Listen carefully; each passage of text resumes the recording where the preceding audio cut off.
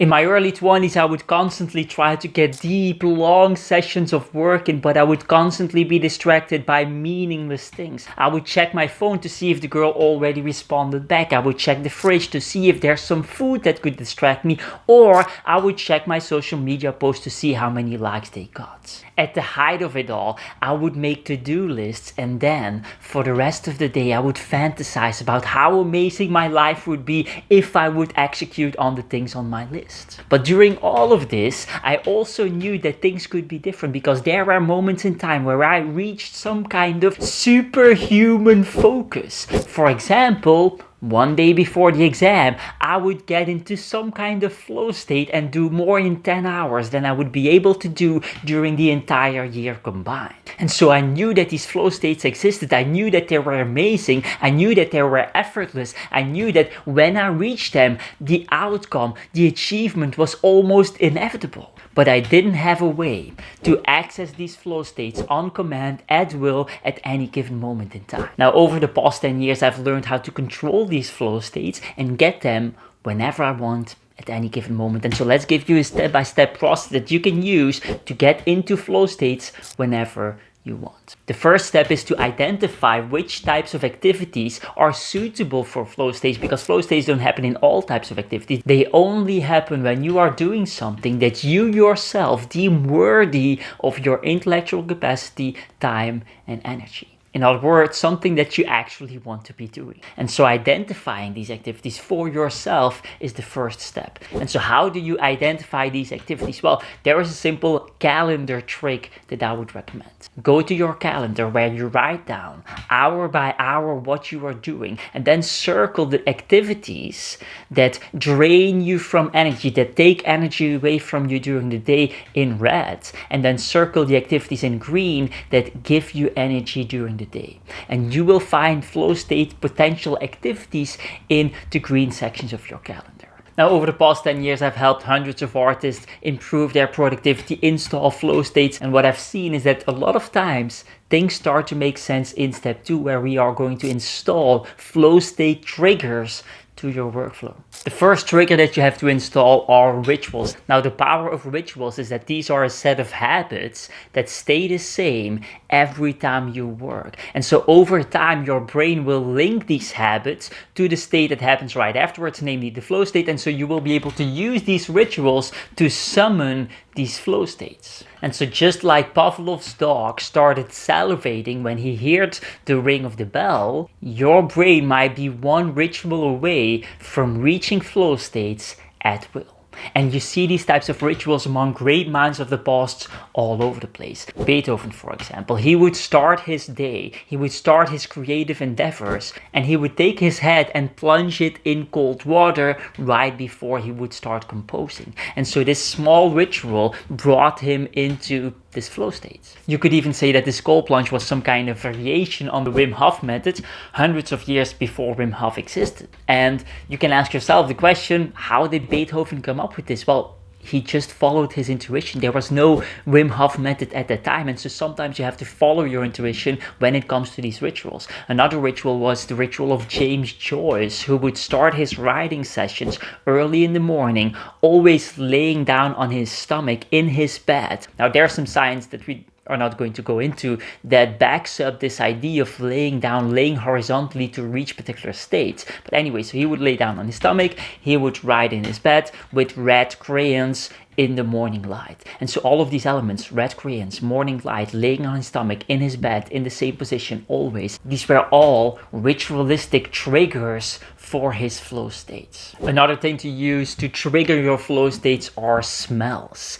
And smells have been part of human history for a very long time. We see this in all types of practices, meditation practices, religious practices, yogic practices, and it's very unlikely that all of these practices independently, by coincidence, used smells. Of course not. They used smells because there was an inherent functionality to that. And a good example of an artist who used smell to reach flow states is the German poet Friedrich Schiller. What he would do is he would take rotten apples, put it in his drawer because he believed that the scent of decay would put him in creative states that just fueled his creativity. Now, what he might have not realized at the time is that it wasn't the smell of decaying apples necessarily, it was the smell that triggered a flow state. It was linked to those flow states, and so he could summon those flow states through that smell. And so how can you use this smell trigger in your creative process? Well, don't make it too hard. Don't go for rotten apples, because people will probably think that you're a very strange person.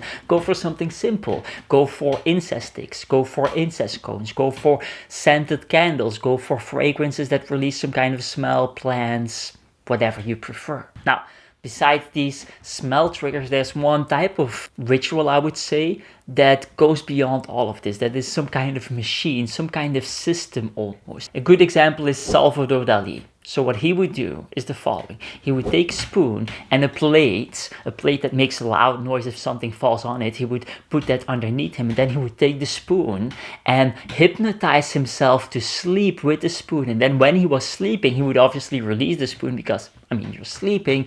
It would fall on this plate, make a very loud noise, and then he would wake up out of his dream. And because he waked up in the middle of the dream, he would remember the dream and then quickly make sketches, quickly note down what he was dreaming about, and then use that to make surrealistic paintings. And so you can really go as far as you want to go with these ritualistic practices. Now, once you understand what triggers flow states, you also have to understand what kills flow states. Otherwise, you will accidentally be killing your flow states after 15 minutes and never really reaching a long hour, 2 hour, 3 hour long flow state session. And so let's talk about what kills flow states. Now, just like you, I've turned off all notifications from my phone so that I don't get distracted. And then when I'm in some kind of deep flow state, deep session, I'm drawing, whatever I'm doing, I will check my phone anyway because I don't need notifications to check my phone. And so I will see a particular message, notification, whatever it is. And then 30 minutes later, I realize I've been scrolling on Instagram for 30 minutes. The reality that most people don't want to admit is that their phone is the only thing standing in between them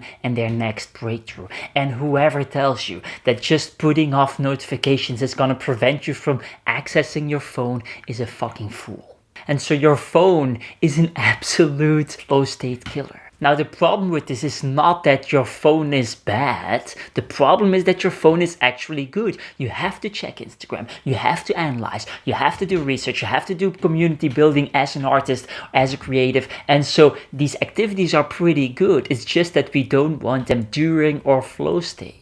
We all know that Picasso wasn't checking his TikTok when he was making the Guernica, and his blue period doesn't refer to his time spent on Facebook. And so what's the solution here? Well, the solution for me has been using a phone prison. Let me show you.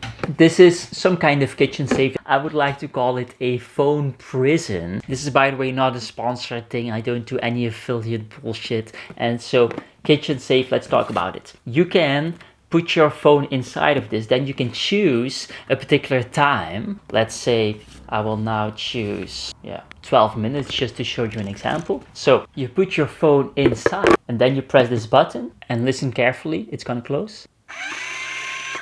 And it closes. And now you can touch it for 12 minutes. And you can put your phone inside for 3 hours or 4 hours or whatever time you need. Now you might be thinking that a phone prison is kind of childish and that people with discipline don't need that type of stuff, and that geniuses definitely don't need that type of stuff. But if you look at the history books, the most smart, genius people from the history books were all using these types of things. Demosthenes, for example, the Greek statesman and famous orator, what he would do while writing his speeches, important speeches, is he would shave off 50% of his head so that he would be way too embarrassed to go outside and distract himself. Victor Hugo, who wrote The Hunchback of Notre Dame, while he was writing this book, what he would do is kind of similar to Demosthenes, but in a different way. He would take his clothes, because he was constantly being distracted of going outside. He would take his clothes and then lock them up, and then he would write naked, because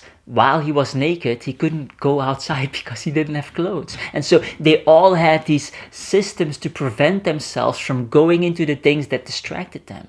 You need those systems as well. The second flow state killer happens as follows. I will be writing a YouTube script in deep flow state, and then suddenly the slightest hint of boredom, the slightest lack of motivation or agitation that comes up, I will go online to do some research for the script. And before I know it, 10 minutes later I'm watching a cooking video. 20 minutes later I am deeply diving into the history of Italian pasta shapes, and by the 1 hour mark I am researching whether or not pasta makers are a deductible business expense. Now the best part is, I don't even like cooking. And so you get the idea. We are all junkies hooked on the sweet poison of digital distractions, trading our dreams for mindless hours in the fields of online bullshit. And unless you become aware of this, you will be going to exhibitions just to get the free food on those exhibitions,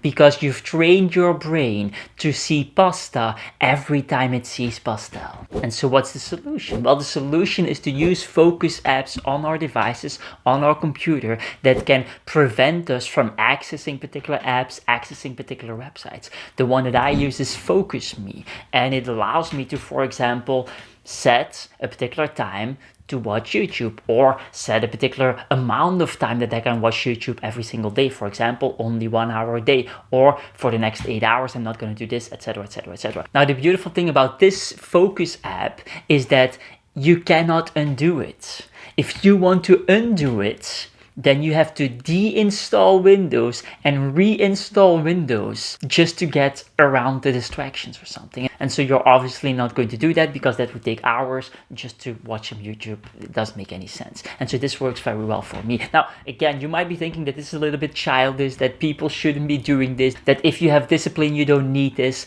But the reality is, again, that all the geniuses from the past had similar processes, similar ways to keep themselves in line. Maya Angelou, for example, what she would do is she would rent out hotel rooms and then ask the hotel staff to take all the decorations out, everything that could distract her, and then she would lock herself up in that hotel room until her work was done, because she realized that at her own home she was way too distracted. Now, we obviously don't have money to spend on daily hotel rooms, and so we have to do it with these focus apps. I'm not going to give you a whole list of flow state killers, because that would be very long and very boring, but I will give you that list at the end of the video so that you can go through it yourself on your own time. For now, I would go to step 4, where we talk about flow state enhancers, things that will deepen your flow state, that will make it more powerful and result in longer sessions of flow state. The first flow state enhancer is meditation. There is a lot of research that clearly shows how meditation improves focus, improves flow states, improves a lot of aspects of life. And one of the most recent encounters I had with the benefits of meditation was while playing tennis. Now, for those of you who don't know tennis is very individual sports. It's one person against one person. And so every mistake you make, you can only blame yourself, because you are the problem. And as a result of that, you see a lot of people complaining against themselves on the court during tournaments. They throw their rackets, they start screaming. Young kids, 12, 13, 14 years old, oftentimes cry because they just simply can't handle the inner negative self-talk that they perform on court. Now, what meditation allows you to do is to focus on whatever you want to focus on. And so let's say you play a particular forehand and you make a mistake. Instead of focusing on the bad forehand that you make, the lack of spin, the lack of footwork, the lack of whatever you want to focus on, because emotionally you're a little bit angry that you're making a mistake, you can now, with meditation, focus on the positive, namely the amazing forehand you played just 2 points ago. And by focusing on the positive, you have a much more positive experience, you're playing much better, and you're just entering a particular state that you can otherwise not achieve. The second flow state enhancer is as simple as eating good food. Now, I'm not going to go into this because you've heard it before and we are not a health channel, but you get the idea. Fast food, drinking alcohol, all of those things will obviously have a negative impact on your flow states. Now, the third flow state enhancer are mind-altering substances that can kind of put you in particular states that I cannot talk about. I'm not going to because of obvious reasons, but there is a YouTube-friendly version, and that is Things like, for example, coffee. Honoré de Balzac would drink up to 50 cups of coffee to fuel his marathon riding sessions every single day. Now, 50 cups of coffee is obviously not in line with the health guidelines, and I would not recommend that, but you see a lot of high achievers, contemporary high achievers, doing similar things. Andrew Tate, for example, drinks 11 or 12 cups of coffee a day, if I'm not mistaken. And so you see a lot of high performers using these types of enhancers. You can choose whatever you do, of course. The next flow state enhancer is to make sure that there is the least amount of resistance between you and the task that you're performing. John Steinbeck, Pulitzer Prize winning author, what he would do is he would sharpen 60 pencils every day before he would start writing, so that he would never stumble upon not having a sharp pencil during his flow state, which would mean that he would need to sharpen it, and that would kind of obstruct his flow state. On top of that, sharpening 60 pencils is also some kind of ritual that happens before your writing session, and so we've talked about that before. Now, the 21st century version of that I install in my practice is increasing my typing speed. Because here's the thing, people think inside of their head, the inner chatter, at around 125 words per minute to 150 words per minute. And so by increasing your typing speed to 150 words per minute, you can type faster than you think. And so this results in your typing never being an obstruction to your thinking, to your flow state. And this is a very enjoyable experience, the ability to type faster than you think, so that you can literally get your thoughts out at the same speed of your thoughts on paper. Highly recommended. The next flow state enhancer is prioritizing sleep. I know you've already heard this before. Congratulations, you're so fucking smart. You're absolutely gorgeous. You already knew what I was going to talk about. Wow, I can't wait for your contributions to society. I mean, I get it, but it bears in mind repeating this, because most people, or a lot of people, will choose to watch an hour longer YouTube at 11 p.m. instead of going to bed. That is literally the equivalent of choosing to drown in a sea of mediocrity while the lifeboat of creativity, namely sleep, drifts away at 11 p.m. Makes no sense. You have to sleep. Prioritize sleep. All the great minds from the history books are doing the exact same thing. Thomas Edison would sleep several times a day extra on top of his nighttime sleep. He would take small naps, then have a notebook next to his bed so that he could wake up and then quickly write notes down of the ideas that he got and stuff like that. Yeah, this is just what they do, you know. Then the next flow state enhancer is also something you already heard before, but also something that we have to repeat because it's just way too important, and that is working out. Working out will give you brain-derived neurotrophic factors. It will give you more blood vessels so that you can transport nutrients faster in your body. It will give you better sleep. It will give you more focus, autophagy, a range of benefits. And this is really the first time in the history of humanity, the first generation that doesn't value physical activity. If you go back to the ancient Greeks, a lot of the famous philosophers, the famous thinkers, they were jacked. They were doing workouts every single day. There was a culture of working out. There was a culture of daily physical activity to fuel your brain as a necessity in order to think. In the 21st century, we have an epidemic of obesity.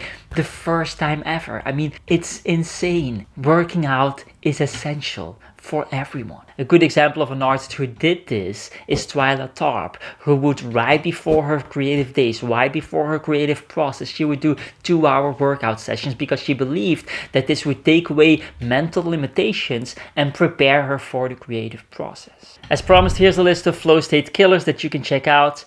That said, get the hell out of here and into some flow states.